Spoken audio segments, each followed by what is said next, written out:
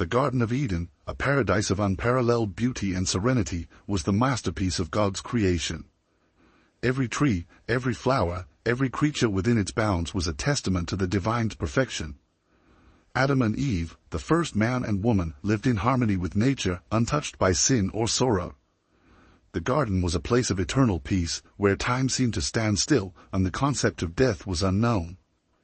Yet, within this idyllic paradise, there existed a hidden layer, a secret that even Adam and Eve were unaware of. Beyond the surface of this paradise, there were mysteries, depths that the innocent eyes of Adam and Eve could not perceive. Among these secrets was the presence of a being who had once stood at the pinnacle of heaven's hierarchy.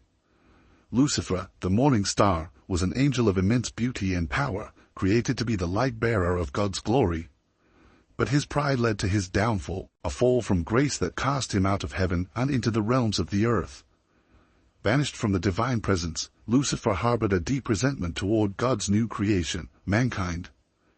As Lucifer wandered the earth, he observed the Garden of Eden with a mixture of envy and contempt. It was a place where the divine and the mortal coexisted in harmony, a harmony that Lucifer sought to disrupt. His beauty, once a reflection of God's glory, had now become a weapon, a tool of seduction and deceit.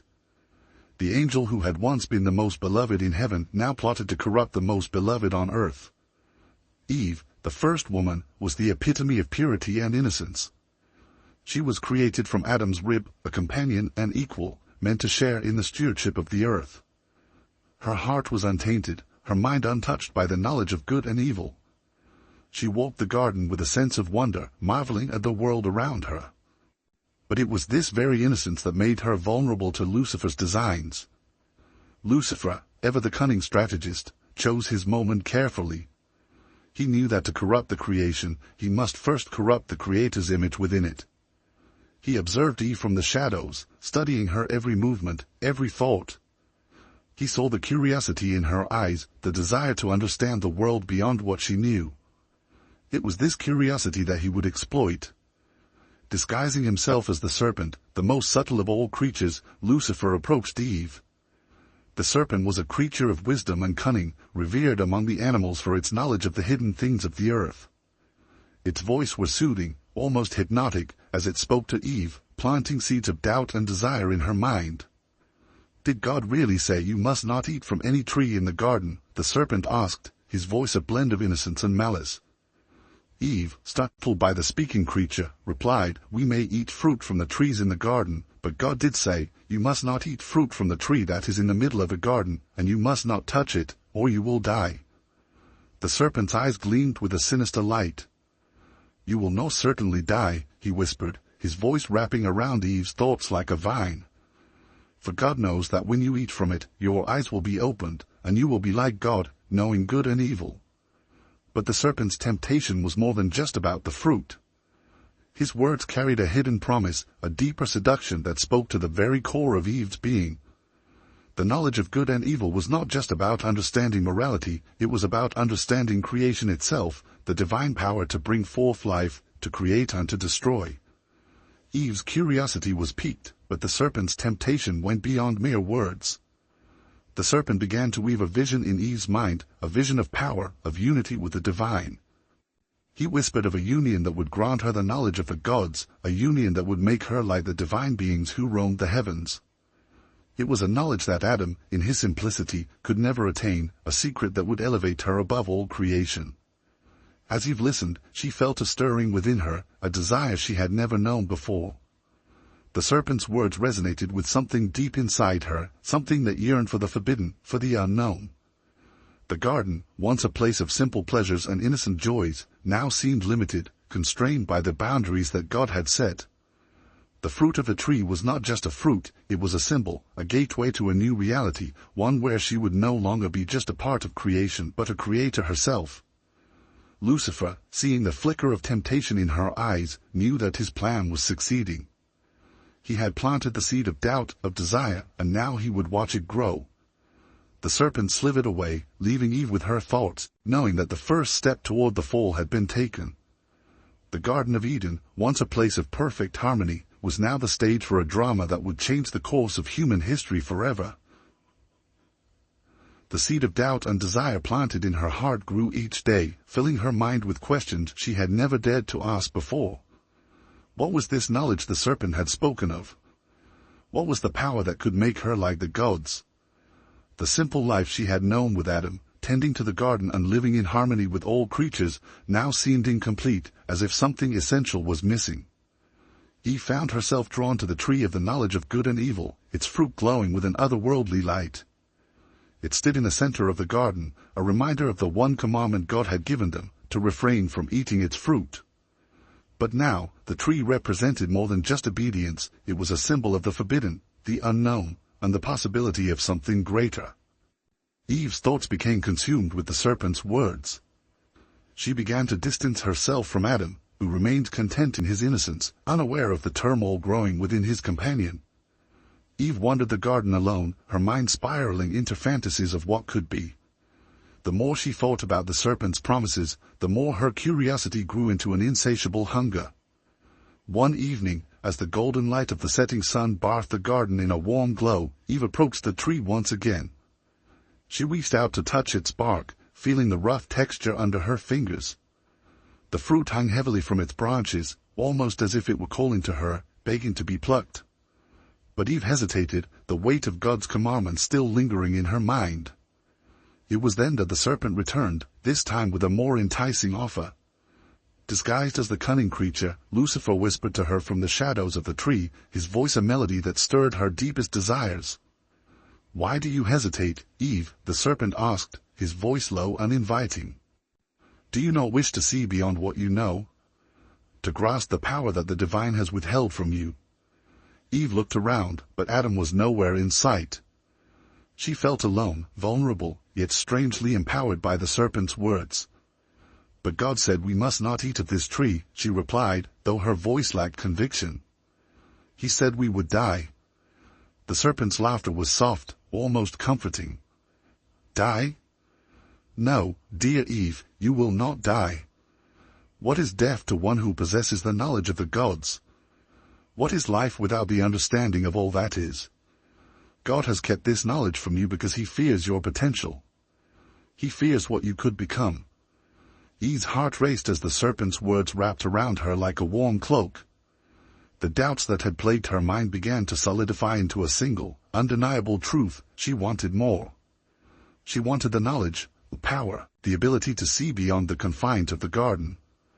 The thought of becoming like the gods, of possessing a power that even Adam could not comprehend, filled her with a thrill she had never known. But the serpent's temptation went beyond mere knowledge. He began to speak of creation itself, a divine act that brought life into existence. He told her of the secrets of the universe, the mysteries of birth and death, the power to shape life and reality. The knowledge he offered was not just of good and evil, but of the very essence of existence, a knowledge that would make her a creator in her own right. "You could bring forth life, Eve," the serpent whispered, his voice almost tender. "You could shape the world as you see fit, create beings in your image, command the elements, and bend reality to your will. All of this is within your grasp, if only you reach out and take it." Eve's breath quickened as the serpent's vision unfolded before her. She saw herself standing at the center of the universe, wielding the power of creation, a force that could rival even gods. The thought was intoxicating, overwhelming in its magnitude. She could feel the energy of the tree coursing through her veins, the fruit almost within reach. But the serpent was not done. He began to weave a tale of unity, of a union that would transcend the mortal and the divine. He spoke of a bond that would grant her the ultimate knowledge, the power to create life through an act of divine union. The serpent's words became more suggestive, more intimate, as he described this union not as a mere act of eating the fruit, but as something far deeper, far more profound. "You and I, Eve," the serpent murmured, "we could create a new race, a new generation of beings, born from both the divine and the mortal. This is the true knowledge that God fears. This is the power he has withheld from you. But together we could bring it forth, create life in a way that even God has not conceived." Eve's mind swirled with the possibilities. The thought of uniting with a being of such power, of becoming one with the divine, filled her with a desire that went beyond anything she had ever felt. The fruit was no longer just a symbol, it was the key to unlocking this new reality, to stepping into a world where she would no longer be just a creation but a creator. With trembling hands, Eve reached for the fruit. Her heart pounded in her chest as her fingers brushed against its smooth skin. The moment was electric, charged with the energy of something far greater than herself. She knew that once she took this step, there would be no turning back, but the lure of the unknown was too powerful to resist. The serpent watched her with a knowing smile, his eyes gleaming with triumph. He knew that he had won, that Eve was now under his spell. The first woman, the purest of God's creations, was about to step into the darkness, drawn by a temptation that she could not understand but could no longer resist. And so, with one final breath, Eve plucked the fruit from the tree, her decision made. The world around her seemed to hold its breath as she brought the fruit to her lips, the taste sweet and forbidden. In that moment, the Garden of Eden was forever changed, the first step taken toward a fall that would reverberate through the ages. The fruit was sweet, its juice dripping from Eve's lips as she consumed it with an urgency she had never known. The taste was unlike anything she had ever experienced, intoxicating, overwhelming, and laced with a power that surged through her body, awakening something deep within her. It was as if the very essence of the tree, the knowledge of good and evil, had fused with her soul, opening her eyes to a reality she had been blind to. But as the last bite disappeared, Eve felt a change, not just in her mind, but in her very being. The garden around her, once vibrant and full of life, seemed to dim, its colors fading as a new awareness took hold. The innocence that had once been her shield was gone, replaced by a profound understanding that both thrilled and terrified her. She saw the world now with the eyes of one who knew, who understood the duality of existence, the light and the dark, the joy and the pain, the life and the death. As the realization of what she had done settled in, Eve felt a presence beside her. The serpent, the one who had led her to this moment, began to shift and change before her eyes. The scales fell away, revealing a form of breathtaking beauty and terrifying power. Lucifer, in his true angelic form, stood before her, radiant, magnificent, and utterly unearthly. His eyes, filled with both adoration and cunning, bore into hers, and for a moment, Eve felt as though she were seeing the very fabric of the universe unravel. "Now you see, Eve," Lucifer said, his voice a melody that resonated with the newfound knowledge within her. "You have tasted the fruit and your eyes are opened. But this is only the beginning. There is so much more to learn, so much more to experience. The fruit has given you the knowledge, but not the power. That, my dear, comes from another source." Eve's heart raced as she looked into Lucifer's eyes, realizing that the serpent's promise had been only half fulfilled. She had gained a knowledge of good and evil, but she had not yet attained the power to create, the power that had been whispered to her in the shadows of the garden. The longing she felt, the desire to become one with the divine, burned within her with a new intensity. Lucifer stepped closer, his presence overwhelming, his beauty otherworldly.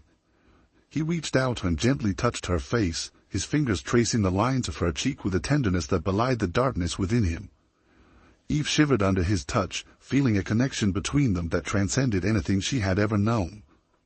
It was as if their souls were intertwined, bound together by the knowledge they now shared. "Do you wish to create, Eve?" Lucifer asked, his voice soft but filled with power. "Do you wish to become like the gods, to hold the power of life and death in your hands?" Eve nodded, unable to speak, her mind consumed by the possibilities that lay before her. The garden, the world, even Adam, all seemed distant, insignificant compared to the promise that Lucifer offered. She was no longer just a woman, a creation of flesh and bone. She was on the brink of becoming something more, something divine. Lucifer's smile was both gentle and triumphant as he took her hand and led her deeper into the shadows of the garden. The trees around them seemed to close in, their branches twisting into strange, almost grotesque shapes as the light faded into darkness. The air grew thick, heavy with a sense of anticipation and danger, as if the very fabric of reality were being torn apart. They came to a secluded grove, hidden from the rest of the garden, where the ground was soft and the air was thick with the scent of night-blooming flowers. It was a place untouched by the innocence of the day, a place where shadows ruled and secrets were born. Here, in this forbidden corner of Eden, Lucifer and Eve would complete the act that would forever change the course of human history. As they stood together in the grove, Lucifer's form seemed to glow with an inner light, his wings unfolding to reveal their full, terrifying glory.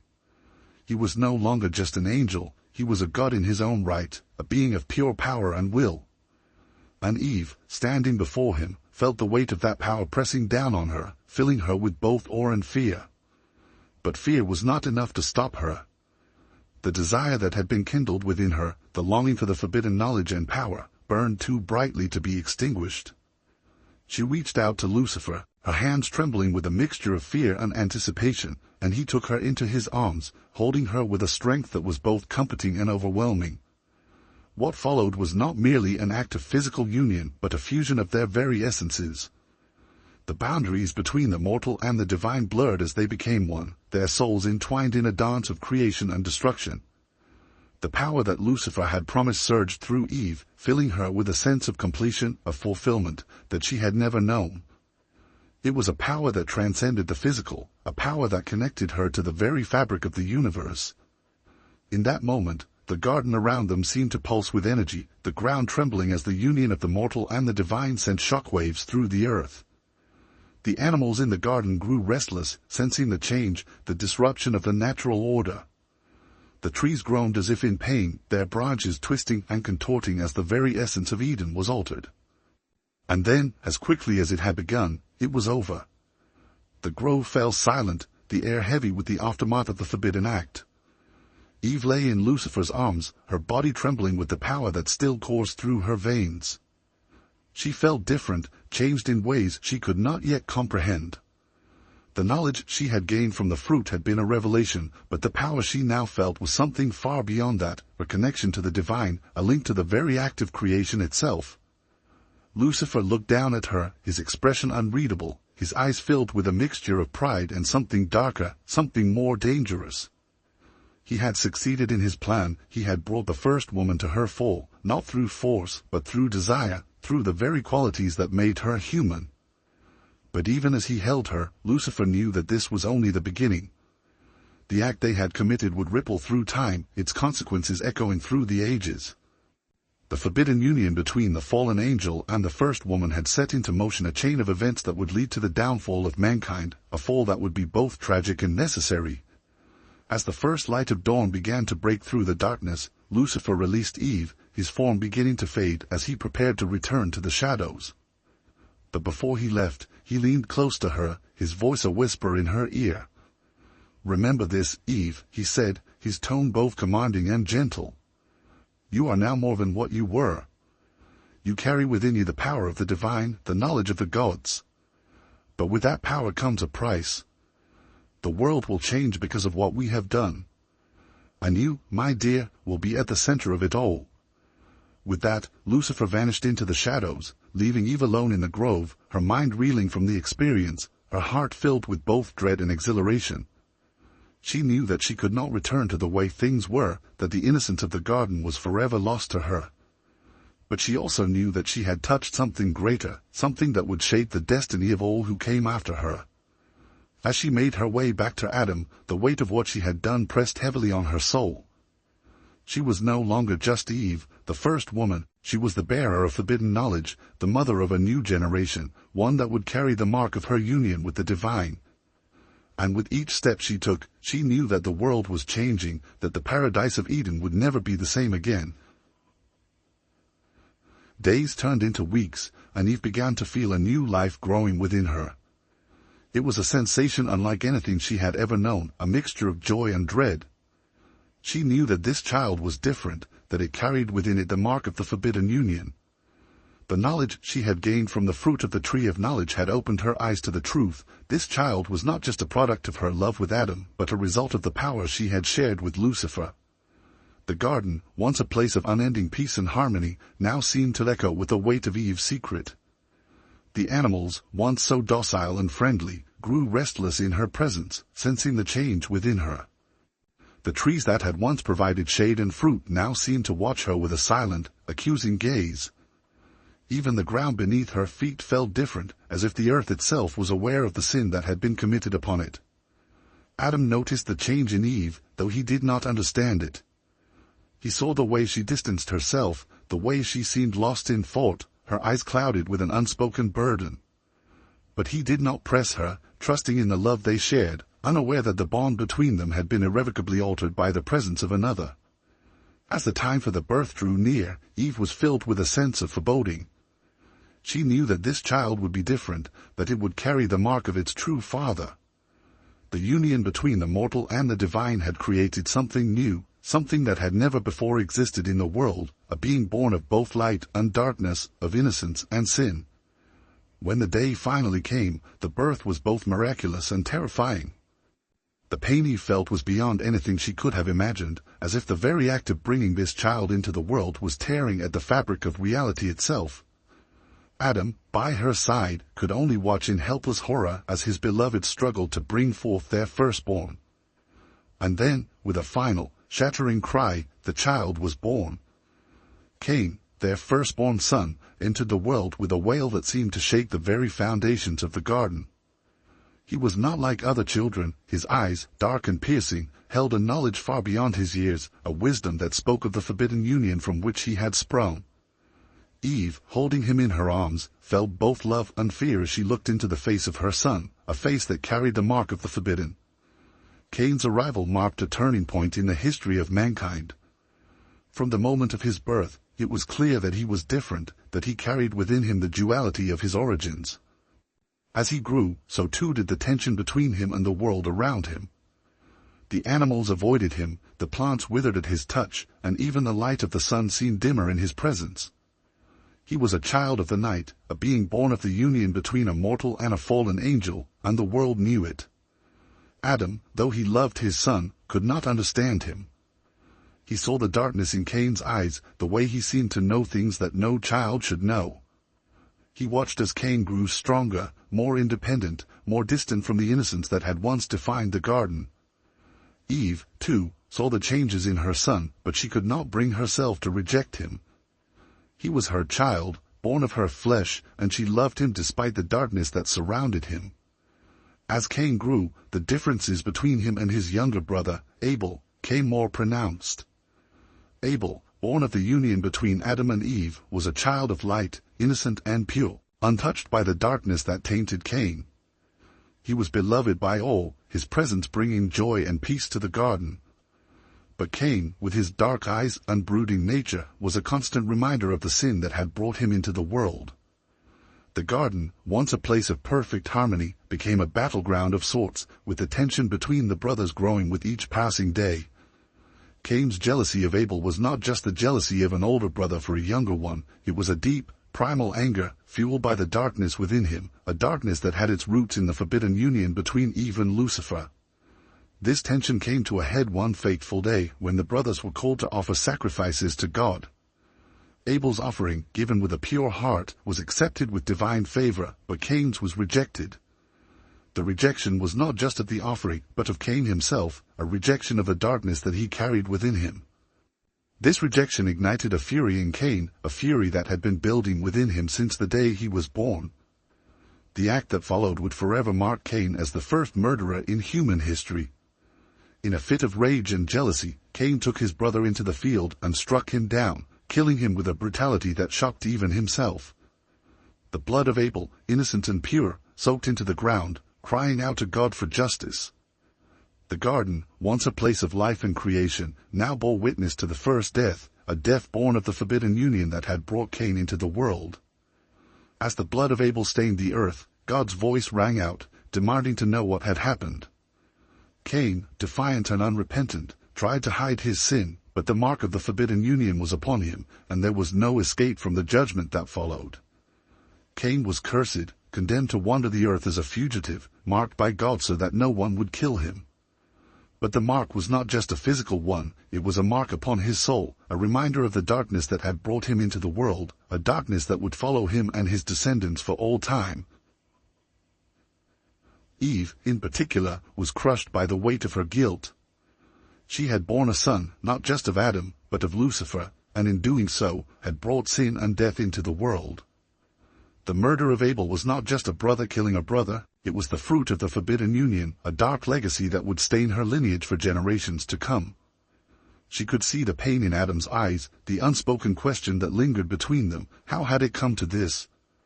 As they buried Abel, Adam and Eve mourned not only for their lost son, but for the paradise that had been shattered. The garden, once a place of life and light, now seemed dimmed by the shadow of death. The plants withered, the animals grew restless, and the very ground felt tainted by the blood that had been spilled. It was as if the earth itself was recoiling from the act that had taken place, rejecting the life that had been taken from it. But the greatest punishment was reserved for Cain, the firstborn of the forbidden union. As he stood over his brother's grave, the weight of what he had done pressed down on him like a physical burden. His heart, once filled with jealousy and rage, now fraught with a deep, unrelenting guilt. Yet, within him, there was also a defiance, a refusal to fully acknowledge the enormity of his crime.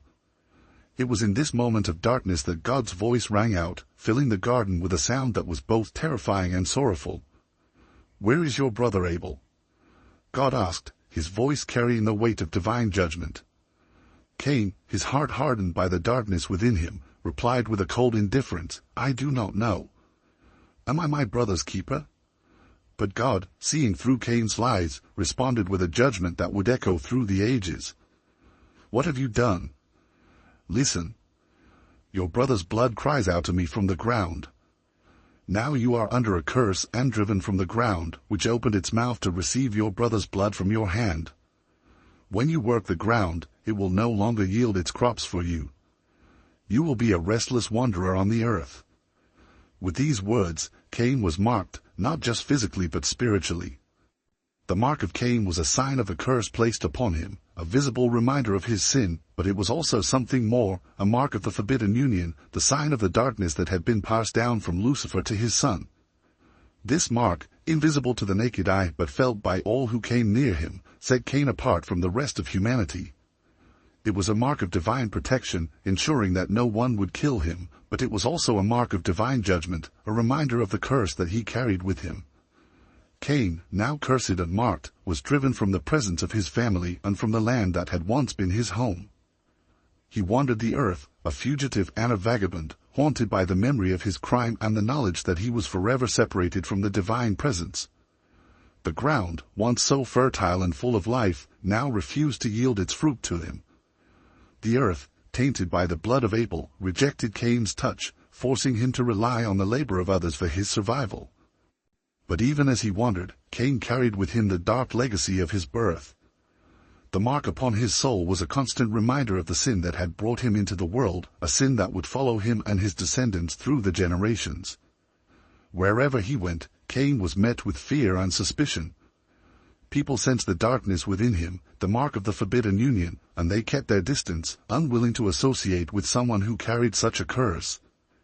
Cain's journey took him far from the garden, into the land of Nod, east of Eden. It was a barren and desolate place, a reflection of the desolation in Cain's own soul. Here, far from the presence of God, Cain tried to build a new life, to create something out of the darkness that had consumed him. He took a wife, and together they bore children. Even in this new life, the mark of the beast remained. His descendants carried the same curse, the same darkness that had been passed down from Lucifer to Cain. They were a people marked by violence and rebellion, forever separated from the divine favor that had once blessed their ancestors. Cain's descendants, the children of the forbidden union, spread across the earth, carrying with them the legacy of their father. They were a people of great intellect and power, but also of great sin and darkness. The mark of Cain was a sign of their origin, a reminder of the sin that had brought them into the world. They built cities, forged weapons, and created civilizations, but their achievements were always tainted by the darkness within them. They were a people born of the union between the mortal and the divine, but that union had been corrupted, twisted into something dark and dangerous.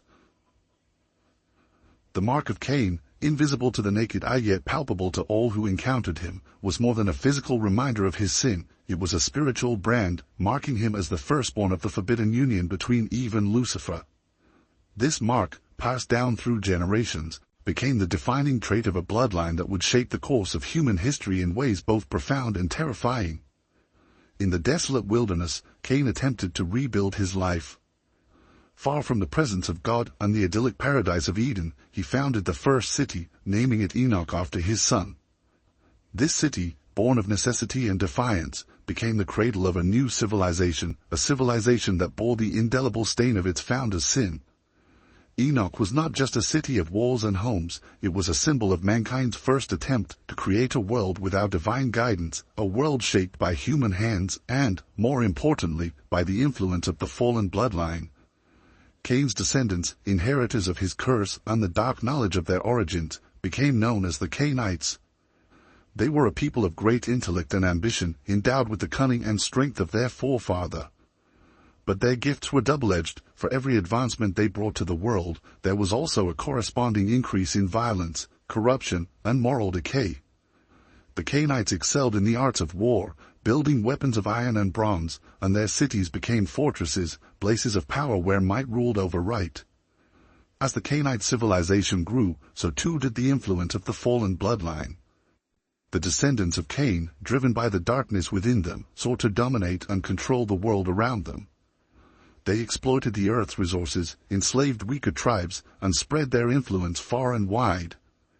The cities they built were marvels of human ingenuity, but beneath their gleaming surfaces lay a core of corruption, a rot that would eventually bring them to ruin.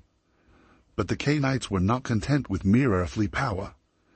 Their bloodline, tainted by the forbidden union, craved something more, an elevation beyond the mortal plane, a return to the divine origins from which they had been cast out. Driven by this insatiable hunger, the Cainites began to delve into the dark arts, seeking to unlock the secrets of creation itself. They became the first practitioners of forbidden magic, using their knowledge to manipulate the forces of nature, to summon and control spirits, and to bend the will of men and gods alike. It was during this time that the Cainites became associated with the Nephilim, the giants of old who were said to be the offspring of the sons of God and the daughters of men. These beings, born of similar unions between fallen angels and mortal women, shared a kinship with the Cainites. They were beings of immense power, but also of immense pride and arrogance, driven by the same dark desires that had led to the fall of Lucifer himself.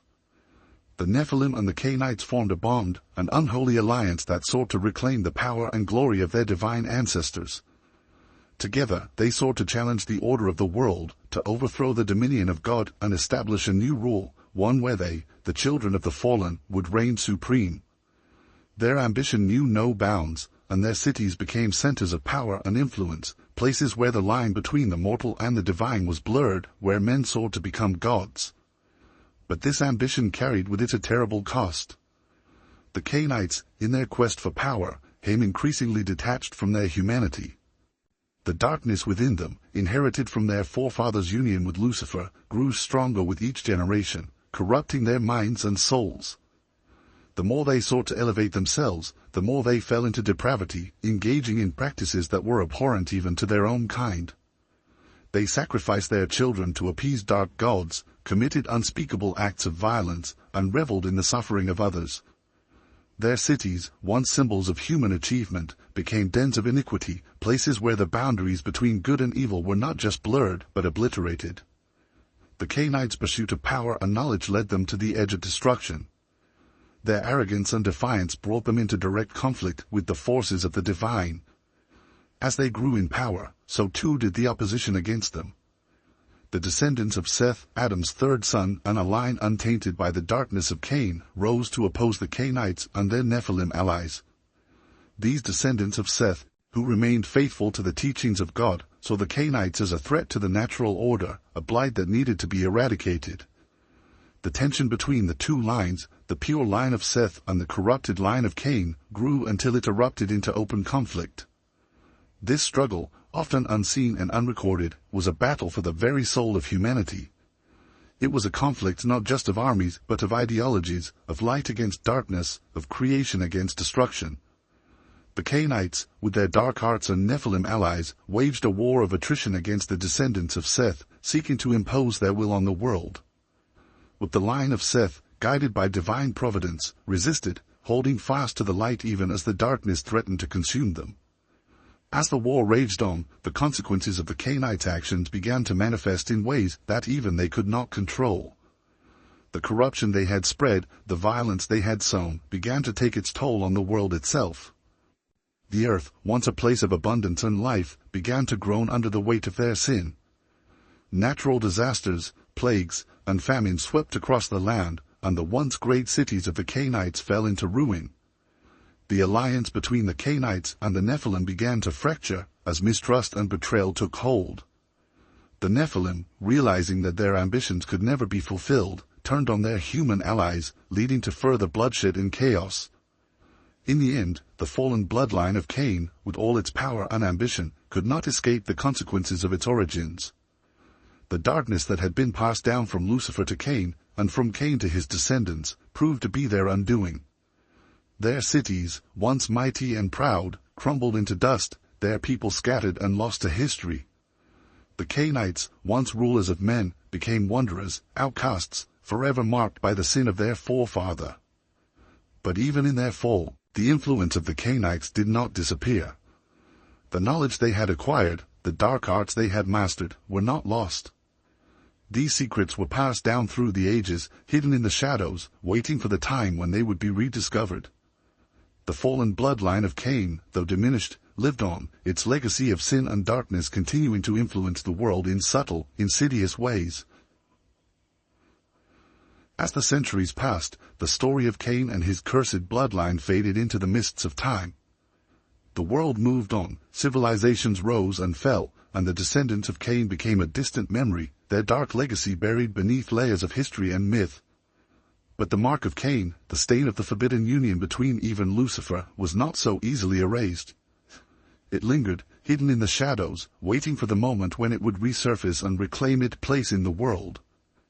In the distant future, long after the fall of the Cainite cities and the decline of the Nephilim, the world found itself once again on the brink of chaos.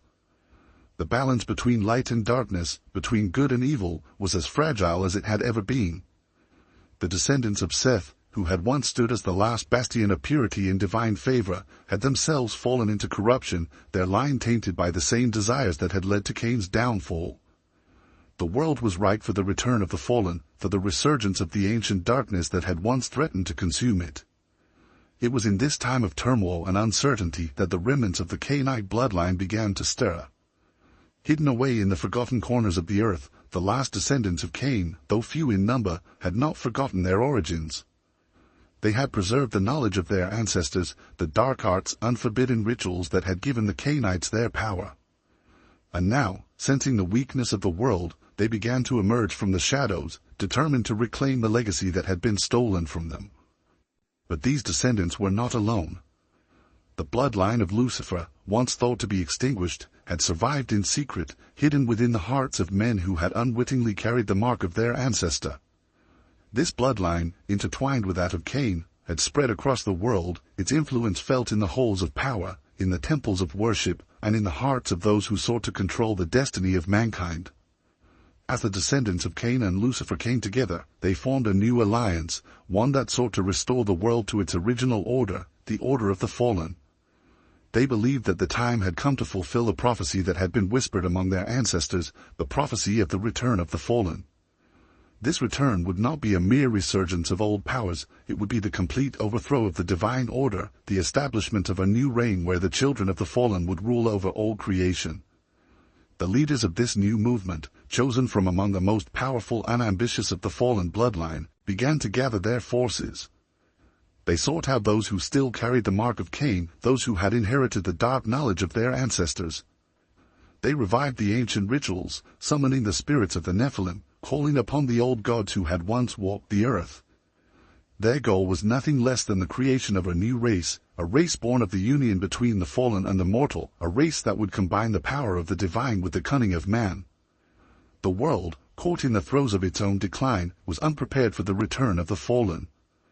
The signs were there for those who knew where to look: plagues, wars, natural disasters, all pointing to the resurgence of an ancient darkness. But the leaders of the world, blinded by their own ambitions and desires, failed to see the truth until it was too late. By the time they realized what was happening, the fallen bloodline had already begun to seize control, infiltrating governments, religious institutions, and every facet of human life. The return of the fallen was not marked by a single event but by a gradual, insidious takeover. The world began to change in subtle but profound ways. laws were rewritten, morality was redefined, and the old order was slowly but surely dismantled. The descendants of Cain and Lucifer, united in their purpose, worked from the shadows, manipulating events to suit their needs, paving the way for the final act of their plan, the complete domination of the world. But even as they rose to power, fallen bloodline faced resistance. There were still those who remembered the old ways, who held fast to the teachings of the divine. These remnants of the line of Seth, though few and scattered, refused to bow to the new order. They formed secret societies, underground movements dedicated to resisting the influence of the fallen. They knew that the final battle was coming, a battle that would determine the fate of the world. This battle, foretold in ancient prophecies, was not just a physical confrontation but a spiritual one, a war for the very soul of humanity. The descendants of Seth, armed with a knowledge of their ancestors, prepared to face the fallen in a struggle that would pit light against darkness, creation against destruction, faith against corruption. As the final conflict approached, the leaders of the fallen bloodline began to reveal themselves. They were not content with ruling from the shadows, they sought to establish themselves as the new gods of the earth, demanding worship and obedience from all mankind. The mark of Cain, once a symbol of shame and curse, was now worn as a badge of honor, a sign of their divine right to rule. The world teetered on the edge of the abyss, caught between the old order and the new. The return of the fallen brought with it a wave of terror and despair, as the forces of darkness seemed poised to overwhelm the last bastions of light. But even in the darkest hour, there was still hope. The remnant of the line of Seth, though outnumbered and outmatched, fought with the courage and determination born of their faith. They knew that the outcome of this final battle would determine the fate of not just the world, but the entire cosmos. The final act of the return of the fallen was one of epic proportions, a cataclysmic event that would reshape the world forever. The forces of the fallen, led by their dark leaders, clashed with the remnants of the divine, in a battle that shook the very foundations of the earth. The skies darkened, the seas boiled, and the ground trembled as the ancient powers were unleashed in a conflict that had been brewing since the dawn of time. But in the end, it was not brute force or dark magic that determined the outcome. It was the purity of faith, the strength of the human spirit, and the enduring power of love and sacrifice that turned the tide. The leaders of the fallen bloodline, for all their power and ambition, could not overcome the light that still shone in the hearts of those who believed in the divine. The return of the fallen was thwarted, their plans unraveled, and their power broken. Yet the victory was not without cost. The world was left scarred, its people weary and broken from the struggle. The descendants of Seth, though victorious, were few in number, and the future remained uncertain. The mark of Cain, the legacy of the forbidden union, still lingered, a reminder of the darkness that had once threatened to consume the world. The story of the return of the fallen, like the story of Cain and Abel, was destined to become a myth, a tale passed down through generations as a warning of the dangers of pride, ambition, and the pursuit of forbidden knowledge. But for those who had lived through it, it was a reminder that the battle between light and darkness is never truly over. It is a struggle that continues in the hearts of men, a struggle that will define the fate of humanity until the end of time.